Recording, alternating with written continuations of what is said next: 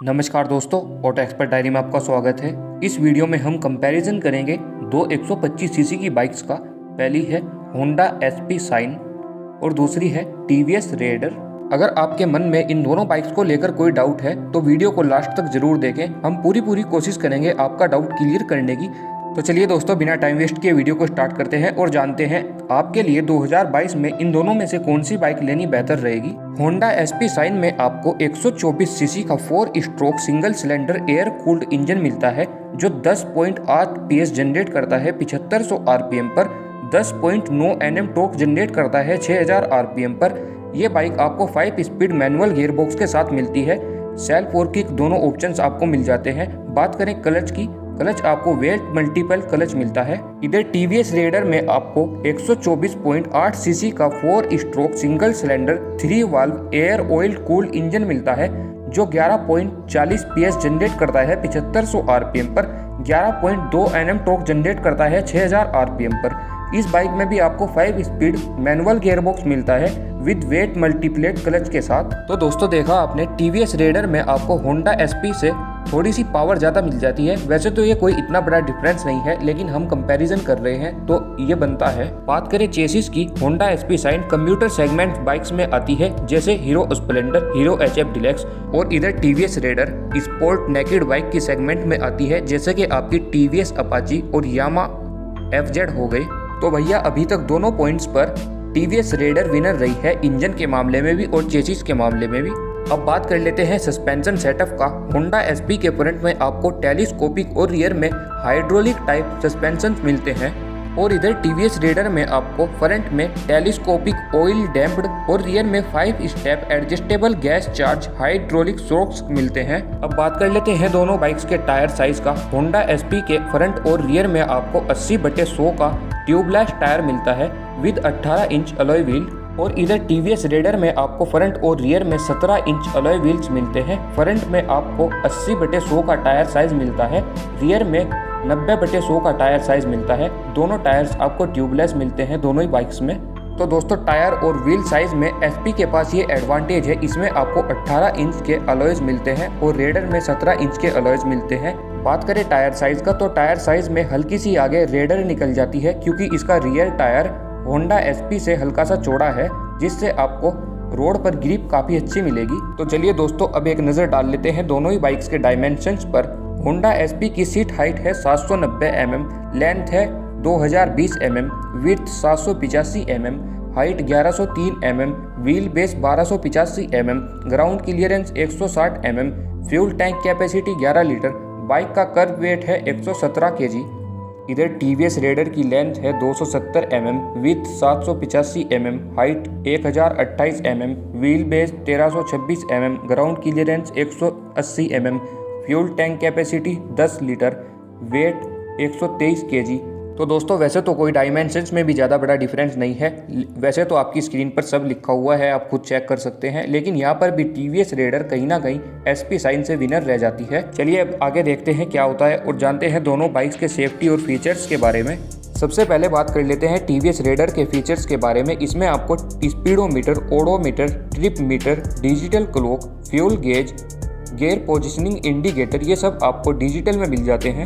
Safety के नाम पर आपको side stand, engine cut off, riding modes, helmet reminder, engine kill switch मिल जाता है टीवीएस रेडर में। बात कर लेते हैं एसपी में मिलने वाले फीचर्स की, तो यहाँ पर आपको trip meter, odometer, speedometer, gear positioning indicator, eco indicator, distance to empty indicator, fuel gauge, ये सब आपको डिजिटल में मिल जाता है। क्लॉक आपको यहाँ पर नहीं मिलती। जैसे कि देखा आपने, दोनों बाइक के फीचर्स में कोई ज़्यादा बड़ा डिफरेंस नहीं है, लेकिन कुछ फीचर्स ऐसे हैं जो टीवीएस रेडर में मिल जाते हैं और एसपी में नहीं है, और कुछ ऐसे हैं जो एसपी में मिल जाते हैं, टीवीएस रेडर में नहीं है।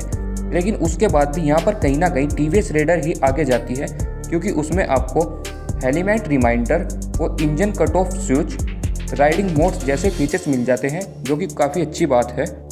अगर आप बाइक को नॉर्मल वे में राइड कर रहे हैं तो आप बाइक को इको मोड में चलाएंगे, जिससे बाइक का इंजन आपको पावर भी उसी हिसाब से डिलीवर करेगा। लेकिन अगर आप पावर मोड लगाएंगे तो वो आपको बाइक के इंजन की पूरी पावर सप्लाई करेगा। ऐसे कोई भी फीचर्स आपको होंडा एसपी में नहीं मिलते जिससे आप अपनी पावर और माइलेज को घटाया बढ़ा सकें अपनी मर्जी से। बात कर लेते हैं दोनों बाइक्स में मिलने वाले इलेक्ट्रिकल्स की। होंडा एसपी में आपको साइलेंट स्टार्ट विद एसीजी मिलता है। ये आपने देखा भी होगा, होंडा की बाइक अदर कंपनीज के कंपैरिजन में थोड़ा कम शोर करती हैं। बात करें लाइटिंग सेटअप का, एसपी की हेडलाइट में आपको एलईडी सेटअप मिलता है। इंडिकेटर्स और टेल लाइट में नॉर्मल बल्ब वाला सेटअप मिलता है। अब बात करें टीवीएस रेडर के इलेक्ट्रिकल्स का, यहाँ पर आपको DRLs, LED headlight, LED tail light, normal bulb वाले इंडिकेटर, लो बैटरी इंडिकेटर, चार्जिंग पॉइंट भी मिल जाता है जो कि ऑप्शनल है। यहाँ पर भी टीवीएस रेडर एसपी से आगे निकल जाती है। उसमें आपको डीआरएल्स, चार्जिंग पॉइंट और टेल लाइट एलईडी में नहीं मिलती, लेकिन वो तीनों चीज़ें यहाँ पर मिल रही हैं। अब दोनों बाइक्स के कंपैरिजन का लास्ट स्टेप बचा है प्राइसिंग और ब्रेकिंग।